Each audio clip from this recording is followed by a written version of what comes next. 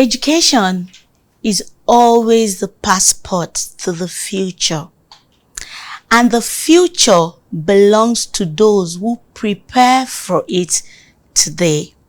Welcome to another educative and exciting episode of Let's Talk Charity. My name is Anozeng Ugozi Peters. And my name is Esnet Ogunrutipa. Welcome once again to Let's Talk Charity. So as we know, Let's Talk Charity is all about charity. Mm-hmm. We celebrate humanitarian actors, we celebrate humanitarian organizations, NGOs, and people that are putting themselves out there to ensure the lives of people at risk are better and they have quality education, quality life, and just living the best that they can be. Mm-hmm. I'm extremely excited about today's episode. Yes, and I am also very excited because it's about education. Exactly. It's something we should talk about. It's something we should really, really talk about, if not always talking about. In fact, here are some statistics. In Nigeria, of course we know Nigeria is a big country, there are 13,000 public schools, but there are 31 million children out of school. 31, no, not out of school, but generally in Nigeria, the population of Nigeria, the children are 31 million. And there are only 13,000 schools as of 2018. Now, more needs to be done. Much more needs to be done. And that's why the Sustainable Development Goal, number 4, states that quality education is something that they want to work towards for countries all around the world. And so far, they've been trying. They really have. The government have been trying. Yes. They're really doing their best. But yeah, I think we can improve. They can improve. And so that takes us to the topic for today, providing quality education for the Nigerian child. I think that's interesting. It sounds very interesting. And for an interesting topic like that, I wonder who our guest is. So Mrs. Anna is our guest today. Okay, our guest today is I see you smiling. Yes, I'm excited about our guest today. Our guest today is an educationist. She's a pastor. She's a lover of God. She's a mentor. She understands people's needs and wants. You know, one thing about Let's Talk Charity is for every topic we look for the right person that fits into, you know, that area. So to give it the understanding, you know, we are looking out to get, and then, you know, analyzing it in the path it should go. So today we will be having on the show Pastor Mrs. Jumoke Bodelawa. Wow. When we come back, we will be seeing Pastor Mrs. Jumoke Bodelawa. We'll be right back.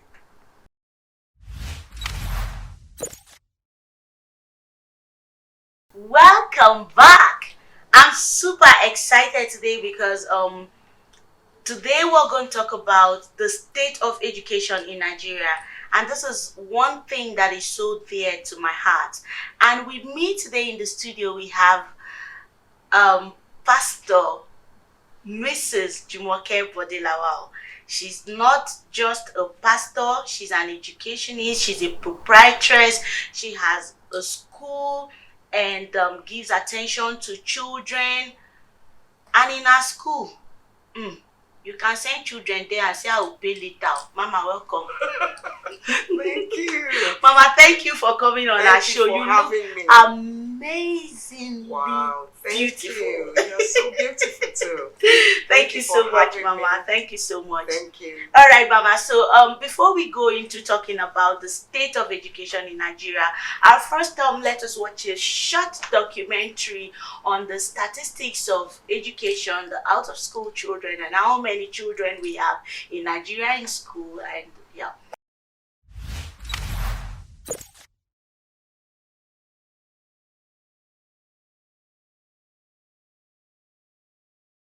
Quality education can be explained as learning that provides the students with all the capabilities needed to become economically productive. In addition, quality education develops a suitable means of livelihood and it enhances economic well-being. Nigeria has the highest rate of out-of-school children in the world. Worrisome as this is, efforts towards curbing this issue are underway, with various agencies creating educational schemes and campaigns that promote education, particularly in rural communities. More needs to be done in terms of infrastructure, capacity building of teachers, and diversified means of educating children. Over 10 million children in Nigeria are out of school.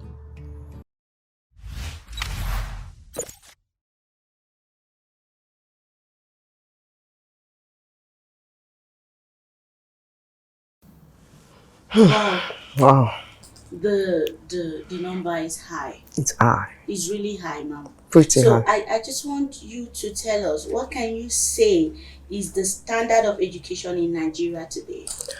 Wow, Nigeria is one of the most populous countries in the world. And we have over 10 million children, dropout children from school. Just like we just Just saw like on what the you just saw. So documentary. it makes it very alarming. It's very low. But I believe it can get better. Yes. With what the governments are doing now, I think we can get there. Okay. Do you think the government is doing enough? There's always room for improvement. I think they are trying their bit. They are upcoming with the program schemes to help improve the standard of education in Nigeria. Yes, I think because before you get there, you need to get started. Exactly. So since they have started, I think we'll soon get there. Great. So as a proprietress, what are some of these challenges that you face? A lot of them, but the most alarming one is the issue of the children going to child labor. A lot of them drop out of school because of poverty. You see a lot of parents coming to the school for inquiries, and they will also admit that the school is good and that the fee is not much, but because they don't have the money. So a lot of them don't get to go to school. Wow. So and around the community, you see children walking here and there. And if you interact with them, you know that children will prosper. Children with talent and ability, really and they are just and they are wasting. Sometimes you see them around loitering around the school premises because they want to learn. So it's so pathetic. So pathetic. So I don't know. Let me ask this again. How can we improve the quality of education in Nigeria? Wow, I think the ball lies with the government.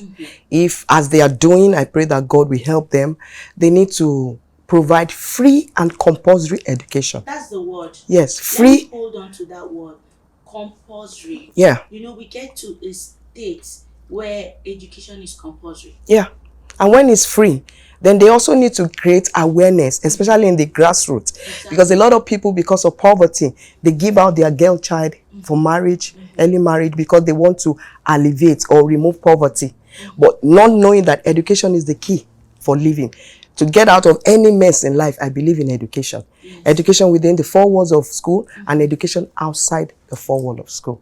Oh, wow, great. Because right now, as we stand, like you earlier stated, even if the government wants to do this compulsory education for all, how can we achieve it? Looking at the fact that a lot of people can barely feed. Now, one of the reasons children are not in school is their parents cannot afford exercise books. Yeah. They cannot afford uniforms. Yeah. And you know, in Nigeria, we do uniforms. Unlike in the outside world, there's no uniforms. But I also understand that part, that uniforms are done in Nigeria because of private schools for, you know, to identify who is there and who is there. Can we just talk about that? Because even if the education is compulsory, the compulsory, you mean, is it in the area where the government provide both the books, the uniforms, everything for free? Yeah. Then I also believe in poverty alleviation program, like empowering the parents, providing skills for parents, because if you don't have money, even if it's very cheap, you won't still be able to afford it. So I started saying that we should create awareness of the importance of education, because a lot of our parents, maybe because of culture or illiteracy, they don't believe in education. Exactly. So if they don't believe in it, they can't even involve in it. Exactly. So their children are going to suffer for it. Exactly. So if we can create awareness for the importance of education and also provide empowerment for the parents, it will also help. Exactly. empowerment for for the parents. Yes. Yes. Because take for instance, by giving soft loans. Exactly. Yes. To start up Training. Startup capitals, Yes. Building their life skills. Exactly. So that if they can work with their hands and get the small money, they will be able to. Exactly. And most of these parents even have things they are doing, but they stop because of means, for sustainability. Yes. I think after the lockdown, a lot of all those were affected. Yeah. Also, yeah. Okay, so ma'am, I just ask another question before we go on a short break. Okay. How can we balance quality education and creative learning in Nigeria? I love that question because I found out that most Nigerian schools, they don't involve in creative learning.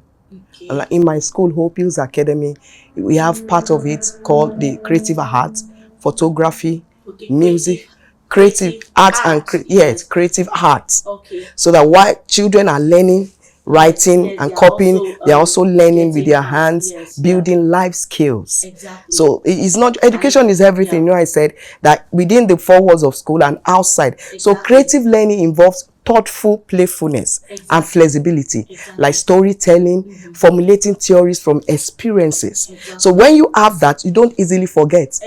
I may forget what I'm taught in the school by writing, memorizing, but I won't forget the story that is told me. So if the story is applicable, I will never forget it. So and formulating theories from experience, because we all have experiences. Yes, photography, bead making, yes, catering, yeah, everything. Because it will even help them even when they get married. Yeah. Because now no man wants to even get married to a liability. Yes. When you're a woman, you don't have skills, you don't have anything, you're like a liability to your husband. Yes. So I think this really I think we should inculcate it in our curriculum so that while they can learn it side by side. They are learning how to write, how to read. They can also learn with their hand. I think it helps the children to be active and participatory. You will hardly see a child that is distracted from creative learning. Exactly. So in a nutshell, we encourage creative arts, to be a part of the curriculums in school. We'll take a short break, and when we come back, we continue with this educating, segment of Let's Talk Charity.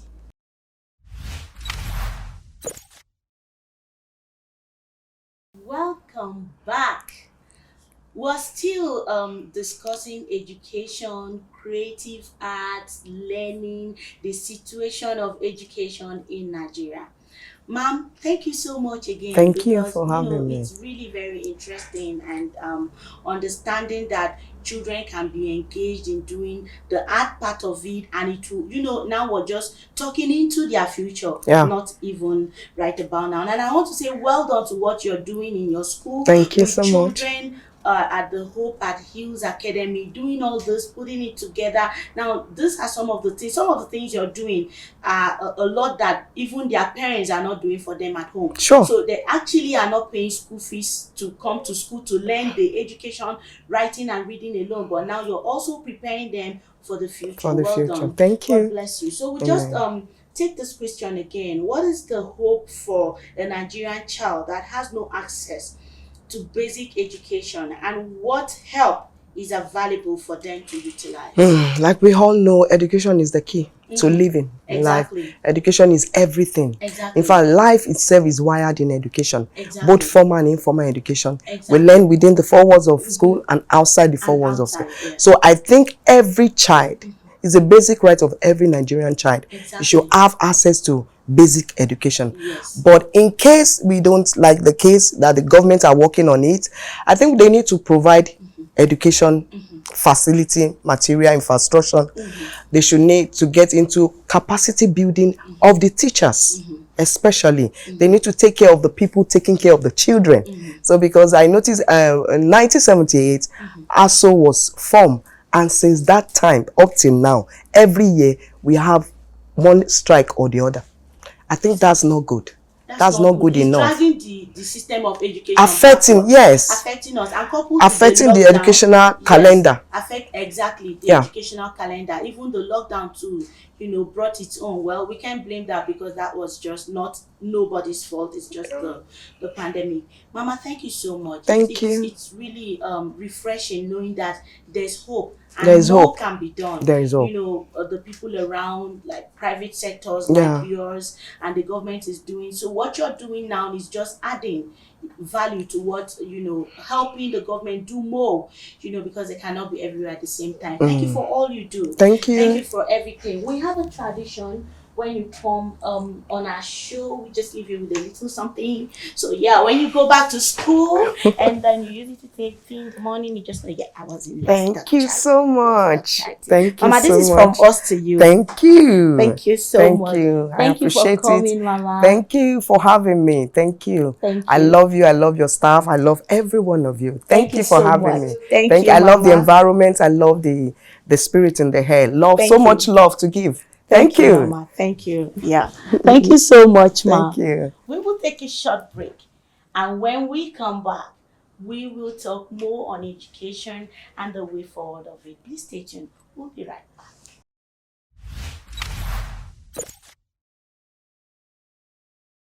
Wow, welcome back.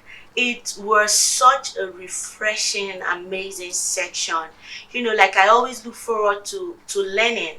And today again, yeah, and I'm also excited about the part where children come to school, they still learn arts and creative studies, for the future. What stood out for me was the fact that you spoke about empowerment for parents. Exactly. If you can't afford school fees for your child, at or least when you're empowered, when you'll be able to. Exactly. Yeah, when parents are empowered, yeah, they can take their children to school. Exactly. And another thing again that I was excited about, she talked about was a compulsory education in Nigeria. Sure. So when we get to that level where the government says education has to be compulsory, every child must go to school, and then there's a section in the law: any child found hawking in the street during school hours, they trace you to your house. Now all those people, those of you that carry people's children, and then you will now send your own children to school and send somebody's child to go and hawk groundnut and pure water, be ready. Very soon, this law will be implemented. Yes. Because that is actually child labor. Exactly. It's child labor. Exactly. So we struggle with things like child labor, child soldiers, child marriages. All these things have to stop in Nigeria. And children must be protected. They have rights and they have to be protected. Yeah, so far it's been so, interesting, educative. Very straight to the point. Very straight to the point. We heated it, and I'm sure you at home had learned so much, and then you've heard so much about education. The government are trying, and the NGOs are trying their quota. She's of a private sector. She has a school. She's contributing her quota to the society. Thank you so much. And then you actually want to connect to Hope Hills Academy, yes, for your child to learn the boat, the creative art. Exactly. And just be enrolled. I think their school is located at the Oasis, opposite Zenith Bank, Pape, right here in Abuja. I've been to the school. It's an amazing. Okay, you can actually, like we're talking right now, their website is running on the screen, and their phone numbers are displayed. They are open to accepting your children education. You live in Abuja and its environs, please locate that school. Now, this is a school that's not thinking about the child's now, but the future, empowering them, teaching them, most importantly, in the ways of the Lord. Exactly. Yeah. You're investing in your child's future. Exactly, investing in your child's future. It's been an amazing section. Thank you for tuning in, watching Let's Talk Charity. Until next time on our next episode of Let's Talk Charity. Bye.